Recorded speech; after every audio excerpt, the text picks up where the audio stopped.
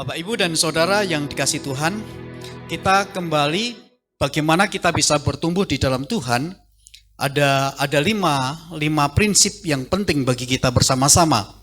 Prinsip yang pertama, bagaimana kita bisa bertumbuh di dalam Tuhan ketika kita bersama-sama memiliki persekutuan dengan Tuhan. Itu minggu yang pertama. Lalu yang kedua, yang kemarin ketika kita bersama-sama memiliki persekutuan dengan sesama. Dan hari ini kita belajar bersama-sama bagaimana kita bisa bertumbuh di dalam Tuhan ketika kita memiliki kehidupan seperti Kristus.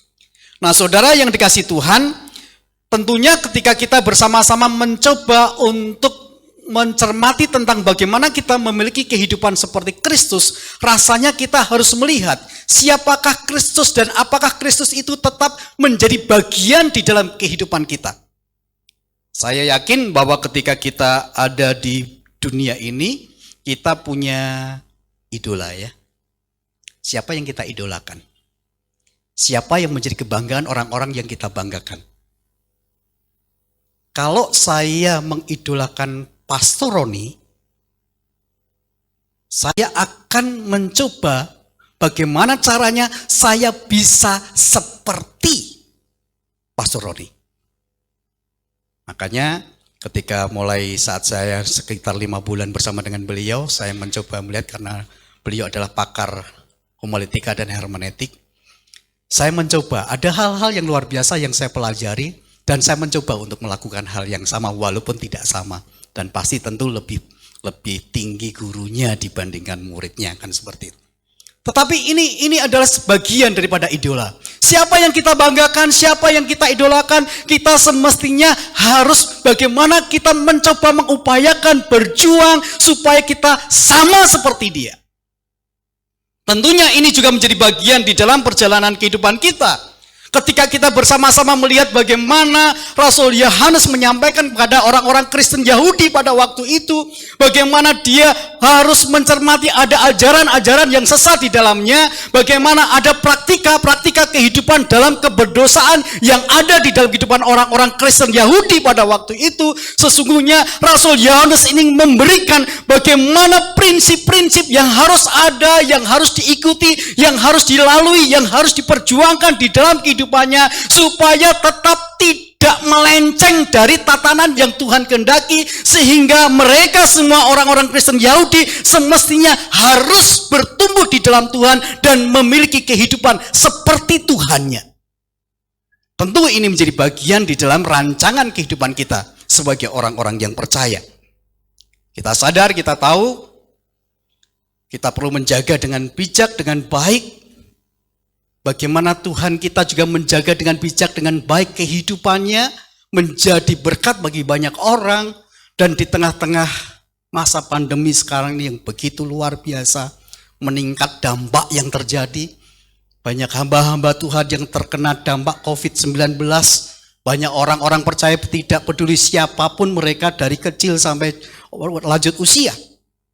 Kita perlu memiliki kehidupan yang seperti Kristus. Bagaimana kita bisa memiliki kehidupan seperti Kristus, saudara sekalian? Ada 3 prinsip yang harus kita ikuti bersama-sama. Kita harus lalui bersama-sama. Kalau kita ingin memiliki kehidupan seperti Kristus, maka kita harus menikmati kehidupan yang didamaikan oleh Allah. Maka kita harus mengenal dengan sungguh-sungguh siapakah Allah kita. Maka kita juga harus memperkokoh hidup kita untuk tetap di dalam Allah. Kita akan lihat bersama-sama. Secara cepat kita akan melihat di dalam ayat 1 dan ayat yang kedua. Dikatakan, anak-anakku, hal ini kutuliskan kepadamu supaya kamu jangan berbuat dosa. Namun jika seorang berbuat dosa, kita mempunyai seorang pengantara pada Bapa, yaitu Yesus Kristus yang adil. Dan ia adalah pendamaian untuk segala dosa kita. Dan bukan untuk dosa kita saja, tetapi juga untuk dosa seluruh dunia. Rasanya ini menjadi bagian yang sangat penting ketika orang-orang Kristen Yahudi harus menghadapi situasi-situasi bukan hanya dengan orang-orang Kristen, orang-orang yang non-Kristen. Mereka harus hidup berdampingan, ada dampak, ada sesuatu yang mungkin bisa menyebabkan perselisihan di dalam kehidupannya. Ada banyak hal yang bisa membawa sebuah dampak kebencian di dalam hidupnya. Tetapi Rasul Yohanes kembali mengingatkan kepada orang-orang Yahudi pada waktu itu, dan juga tentunya bagi kita sekalian, di tengah-tengah perjalanan kehidupan kita, ada banyak hal yang bisa terjadi yang menyebabkan perselisihan, yang menyebabkan iri hati, kemarahan, yang bisa membawa sebuah dampak ketidakadamaian di dalam hidup. Bisa terjadi.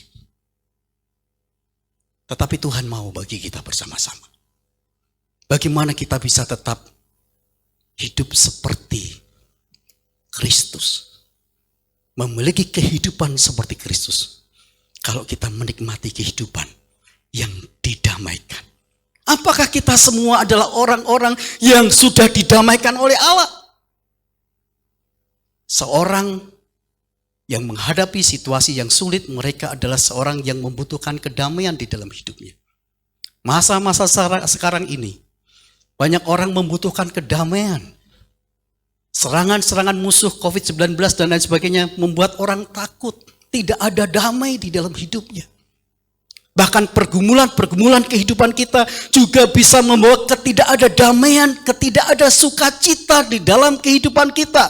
Tetapi hari ini Tuhan ingin mengatakan kepada kita bersama-sama, di tengah berbagai situasi dan keadaan apapun, mari kita belajar bersama-sama untuk memiliki kehidupan seperti Kristus, di mana kita harus menikmati kehidupan yang didamaikan dengan Allah. Kalau kita bersama-sama menjadi orang-orang yang tidak datang kepada sumber damai yang menjadi pengantara di dalam kehidupan kita kepada Allah Bapa. Kalau kita tidak melihat bahwa sumber damai itu bisa membuat kita memiliki kedamaian di dalam hati kita, karena perbuatan-perbuatan yang tidak baik yang ada di dalam kehidupan kita, karena kebersalahan-kebersalahan yang membuat kita jatuh di dalam dosa, kedamaian itu hanya ada di dalam Allah.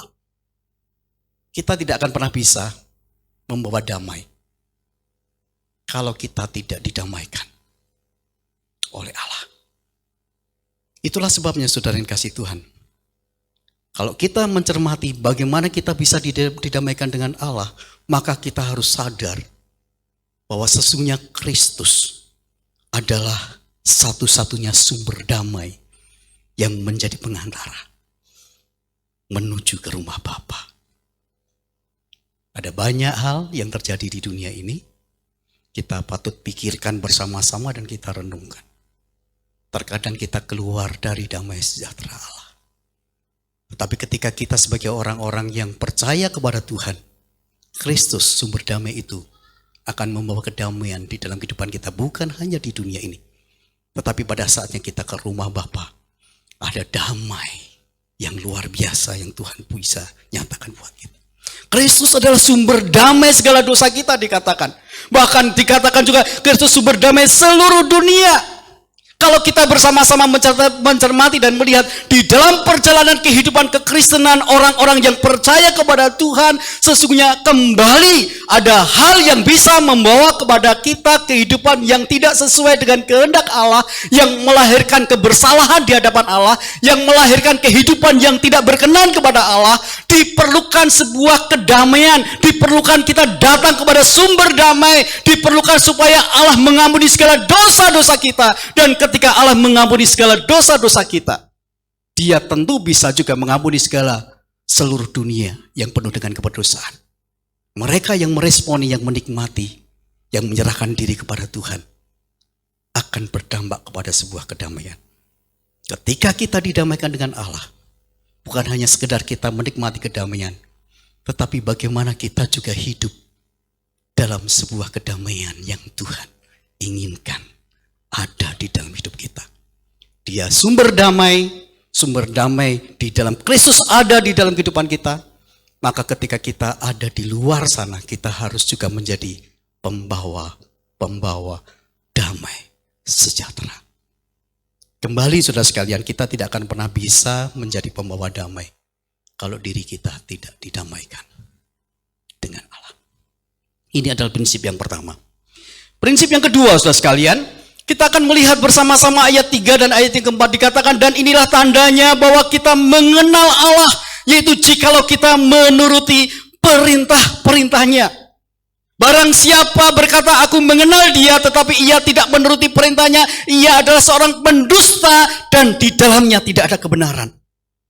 Rasanya ini juga menjadi bagian yang sangat penting bagi kita bersama-sama. Ketika kita bukan hanya sekedar menikmati kehidupan yang didamaikan oleh Allah, bagaimana kita bisa memiliki kehidupan seperti Kristus. Yang kedua ini juga bicara supaya ketika kita mau memiliki kehidupan seperti Kristus, maka kita harus mengenal dengan sungguh-sungguh siapakah Allah kita. Apakah kita sungguh-sungguh mengenal Allah kita? Saudara sekalian, mengenal dan mengenai itu berbeda ya.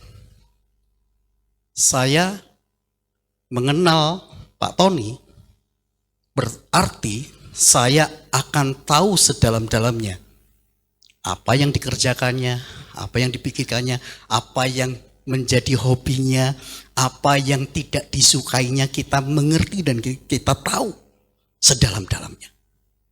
Kalau saya berkata, saya hanya tahu mengenai Pak Tony.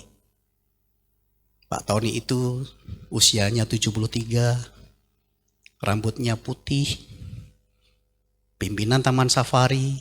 Mungkin hanya sekedar tahu kalau mengenai tentang Pak Tony. Tetapi ini mengenal, saudara sekalian.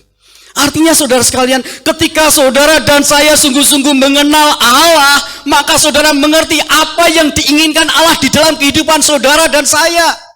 Ketika saudara dan saya sungguh-sungguh mengenal Allah, maka saudara dan saya akan senantiasa mengikuti apa yang dikatakan, yang diperintahkan oleh Allah. Ketika saudara dan saya adalah sungguh-sungguh mengenal Allah, maka seharusnya saudara dan saya memiliki kehidupan seperti kehidupan Allah, yaitu Yesus Kristus.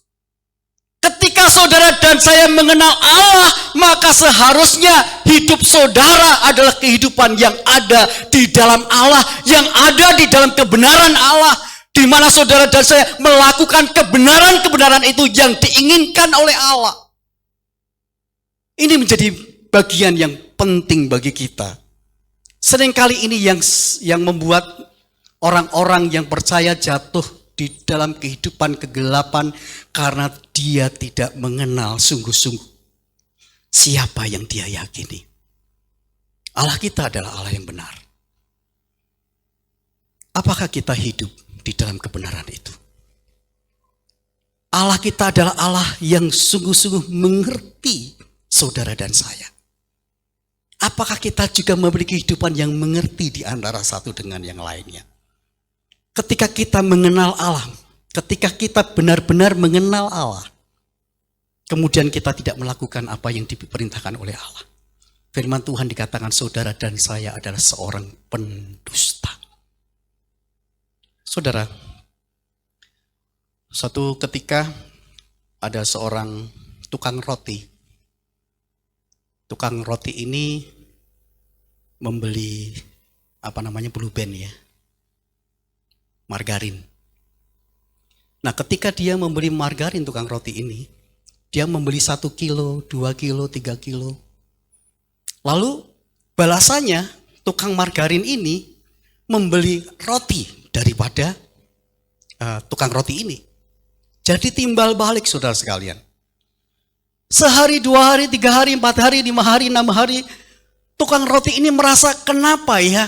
Kok margarinnya ini 1 kilo tetapi kelihatannya tidak sampai 1 kilo. Kenapa ya? Begitu seterusnya sampai berbulan-bulan akhirnya dia mengadukan kepada pengadilan. Pak Hakim, ini tukang margarin ini adalah seorang pendusta, penipu. Dia memanipulasi timbangan. Setiap kali saya membeli 1 kilo, 2 kilo ternyata tidak sampai kepada 1 kilo atau 2 kilo. Dipanggillah tukang margarin ini. Bapak, ketika Bapak menjual margarin ini, apakah Bapak punya timbangan? Saya tidak punya timbangan. Berarti Bapak menipu. Bapak penipu untuk tukang roti ini. Saya bisa menjelaskan Pak, walaupun saya tidak punya timbangan. Ketika tukang roti membeli margarin saya membeli roti daripada tukang roti itu. Katanya tukang roti itu 1 pak roti itu 100 gram. Sehingga saya hanya menimbang dari roti itu. Ketika 1 kilo saya menimbang 10 dengan 10 roti. Jadi Bapak Hakim, siapa yang salah? Nah saudara yang dikasih oleh Tuhan Yesus Kristus, mari kita belajar bersama-sama merenungkan tentang bagaimana kehidupan yang sungguh-sungguh ketika kita bicara mengenal Allah, kita harus menjadi orang-orang yang hidup di dalam kebenaran. Kadang-kadang kita tidak mampu hidup di dalam kebenaran. Ketika kita bicara tentang bagaimana kita mengenal dengan sungguh-sungguh akan Allah, kita harus menuruti perintah Allah, tetapi seringkali kebohongan-kebohongan terjadi di dalam kehidupan manusia. Seringkali di dalam kehidupan manusia tidak bisa mengontrol diri, sehingga akhirnya saling mempersalahkan di antara satu dengan yang lainnya. Sehingga ada pepatah yang mengatakan gajah di kelopak mata tidak nampak. Oh enggak ya, betul ya. Gajah di kelopak mata tidak nampak, tetapi semut di seberang lautan begitu kelihatan jelas. Tidak bisa melihat diri kita sendiri, apakah kehidupan kita benar, tetapi bisa melihat orang-orang yang di luar sana begitu besar kebersalahannya.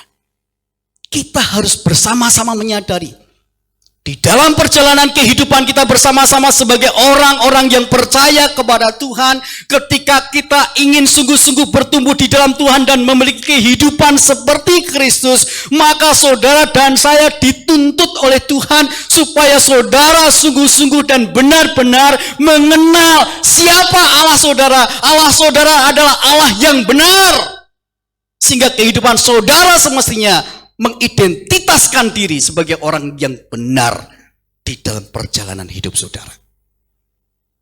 Mari kita lihat diri kita pribadi. Biar kita mengevaluasi diri kita. Jangan mengevaluasi orang lain.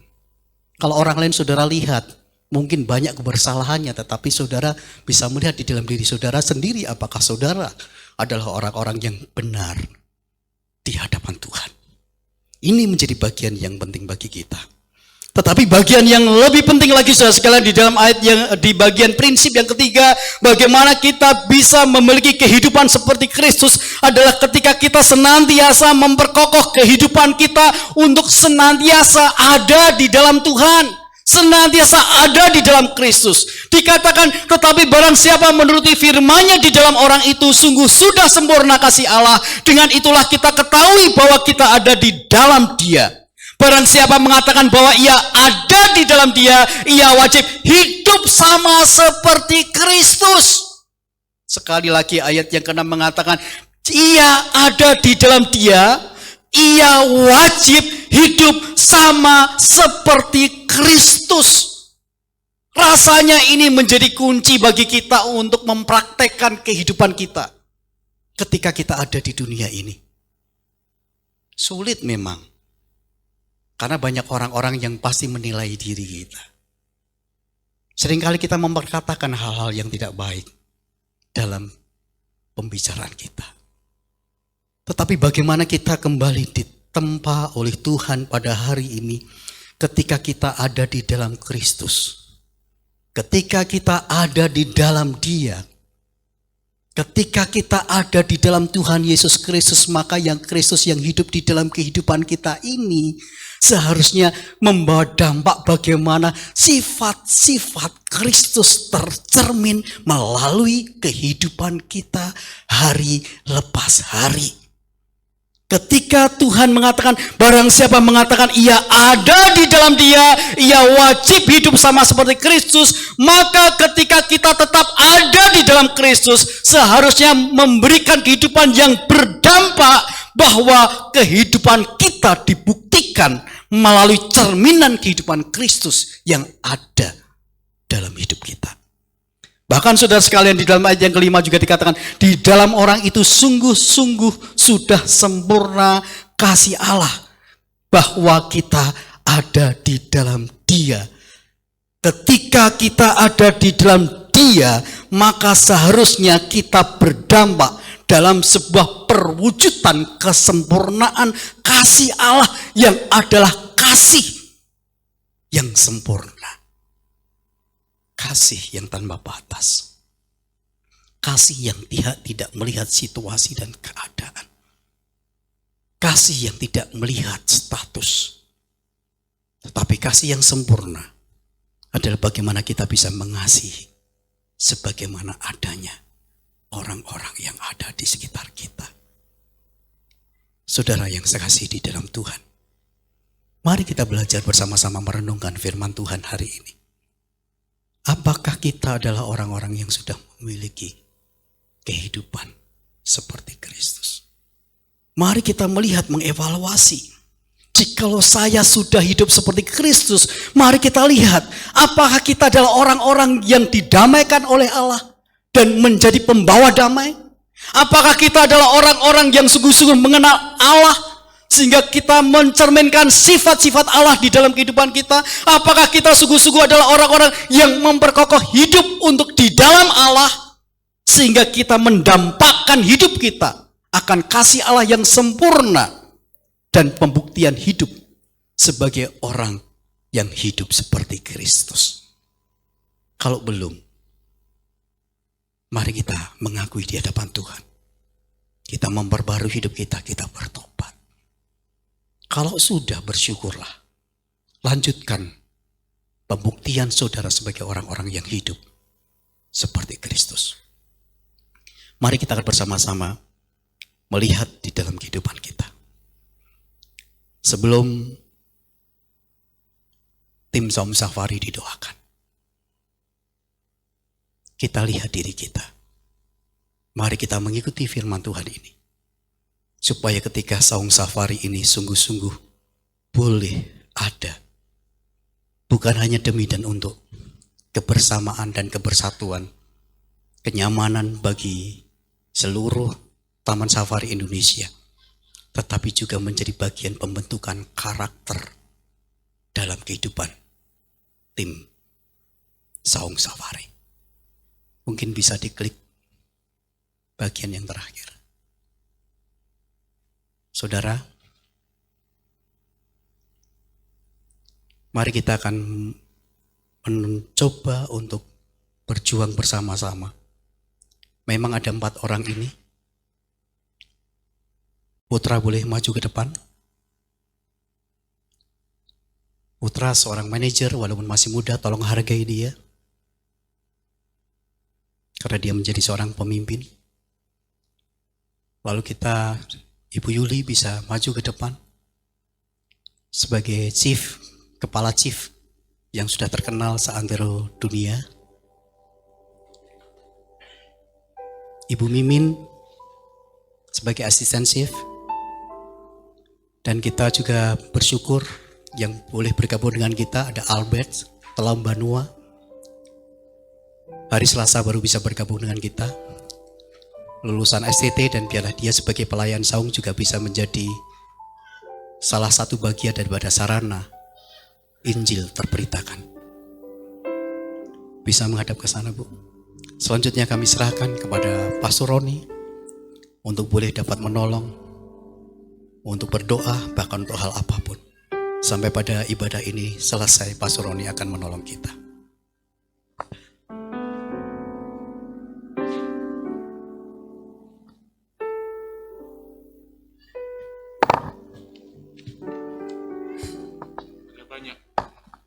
Ada banyak gereja yang mungkin tidak terpikir untuk punya saung seperti yang kita akan miliki, sedang miliki. Dan kalau gereja itu terpikir untuk punya pelayanan seperti ini, mereka tidak punya peluang untuk melakukannya. Kalaupun mereka punya terpikir dan punya peluang, seringkali mereka tidak punya sumber daya untuk mengadakannya. Kalaupun mereka terpikir punya peluang dan punya sumber daya, seringkali mereka tidak punya prasarana untuk melakukannya. Tahukah Anda, kita adalah gereja yang diberkati Tuhan karena kita punya gagasan, punya visi, punya peluang, punya sumber daya, dan punya prasarana untuk melakukan semuanya ini. Bukan sekedar supaya kita ada satu tempat, tetapi sungguh-sungguh ada tempat untuk melayani, menjangkau. Sehingga kita rindu suatu saat ketika semuanya sudah berjalan dengan normal, bangku-bangku ini penuh, mungkin kita harus renovasi sehingga ada banyak orang yang dilayani. Terima kasih untuk kesediaan Putra, Bu Mimin, Bu Yulia, dan mereka tidak dapat bekerja tanpa dukungan doa Anda sekalian, dukungan dan promosi Anda kepada teman-teman untuk besok pagi datang sarapan, dan selanjutnya saya sudah naik 3 kilo gara-gara tes food terus di sini. Saya yakin semuanya akan jadi berkat juga. Mari kita berdoa untuk semuanya ini. Bapa, Engkau sangat baik. Ketika leaders bertemu 4 bulan yang lalu dan mulai melihat visi yang disampaikan oleh Pak Tony, dan kami mulai mendoakan, kami mengucap syukur melalui pergumulan, melalui perencanaan, melalui kerikil-kerikil yang harus kami lewati, maupun batu-batu yang harus kami loncati, melalui semua pergumulan, penundaan demi penundaan, dan akhirnya besok pagi kami akan memulai pelayanan yang besar ini, Tuhan Yesus. Ini bukan usaha, sekedar usaha, tetapi ini suatu pelayanan penjangkauan yang kami rindu dapat dipakai supaya orang seperti yang tadi dikatakan dapat mengenal Kristus melalui kami. Ketika kami ingat, Engkau mengatakan bahwa kami adalah seperti kota yang terletak di atas bukit, yang ketika orang berjalan ke atasnya, orang ingin mampir dan melihat mengapa ada terang di SPBF. Mengapa ada sukacita di Safari Park Baptist Fellowship? Mengapa ada kasih di sana? Dan kami datang, dan kami mohon Tuhan Yesus urapi. Setiap kami akan bergandengan tangan. Setiap kami akan sungguh-sungguh melihat kepada Tuhan Yesus. Setiap kami akan mendukung para pelayan-Mu yang sudah bersedia untuk melayani. Dan setiap kami akan sungguh-sungguh membawa jiwa kepadamu. Berkati Putra sebagai manajer. Di tengah semua keterbatasannya, kami mohon urapan Tuhan untuk dia dapat mengatur, menata, memimpin, dan bahkan mengembangkan saung ini, Tuhan Yesus. Berdoa, mengucap syukur untuk Bu Yulia, Bu Mimin, Bu Yuni yang juga terlibat. Kami berdoa Tuhan urapi mereka semua. Mbak tahu mereka punya tanggung jawab sebagai ibu-ibu rumah tangga di rumah masing-masing. Tuhan Yesus tolong mereka ada kesehatan yang dari Tuhan. Mereka dapat membagi waktu dengan baik. Mereka ada kekuatan yang dari Tuhan. Dan semua yang akan terlibat, Albert, semua relawan yang lainnya akan terlibat. Bagian kami berdoa Tuhan Yesus tolong. Tuhan Yesus yang berkati. Kami datang dan kami mohon padamu Tuhan Yesus, di tengah pandemik seperti ini, biarlah tetap protokol kesehatan ditekankan di sana, dan tempat ini tidak menjadi klaster, dan tidak ada satupun dari para pekerja, para pelayan kami, maupun pengunjung yang terkena di situ, dan kami berdoa Tuhan Yesus tolong, Tuhan berkati. Sekali lagi kami mengucap syukur untuk dana yang sudah Tuhan percayakan kepada dari anak-anak-Mu yang mengasihi Engkau. Dan kami berdoa Tuhan, kami sungguh-sungguh tahu bahwa dana itu adalah milik Tuhan, itu uang Tuhan, untuk kami kembangkan, untuk kami pakai untuk memberitakan Injil, menjangkau jiwa-jiwa bagi Tuhan Yesus. Di dalam nama-Mu Bapa kami menyerahkan semua persiapan hari ini dan besok pagi, Tuhan Yesus yang menolong. Dalam nama-Mu kami berdoa, amin. Silakan duduk, mari kita berdiri bersama-sama dan kita akan responi apa yang baru disampaikan oleh Pendeta Irwanto. Ku mau seperti